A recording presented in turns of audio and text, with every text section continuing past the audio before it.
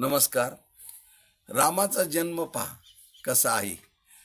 ज्यावेळेस दशरथ राजा शिकारीला गेला त्यावेळेस शिकार मिळत नाही म्हणून एका वृक्षावर बसून शांतपणे कुणीकूण शिकारीचा याची वाट पाहत होता.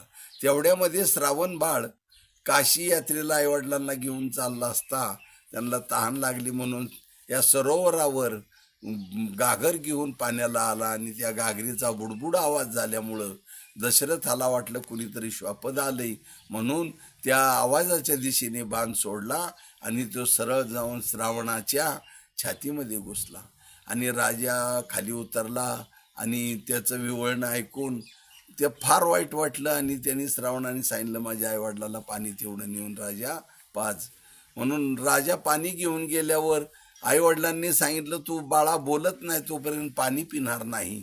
शेवटी राजा बोलला आणि श्रावणाच्या आईवडिलांनी शाप दिला ज्याप्रमाणे आम्ही पुत्र शोकाने जात आहोत त्याचप्रमाणे तू पुत्र शोकाने जाशील असा शाप मिळाल्यावर राजाला अत्यंत वाईट वाटलं.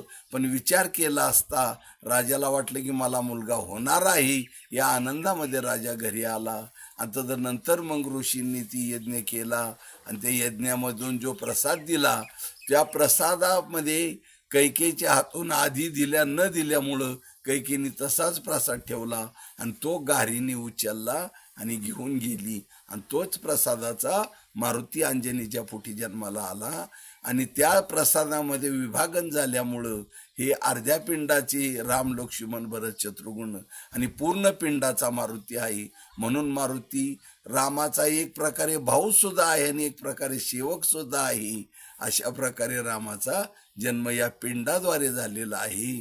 तरी सांगायचं तात्पर्य रामनवमी या निमित्ताने थोडंसं दोन शब्द बोललो. रामकृष्ण.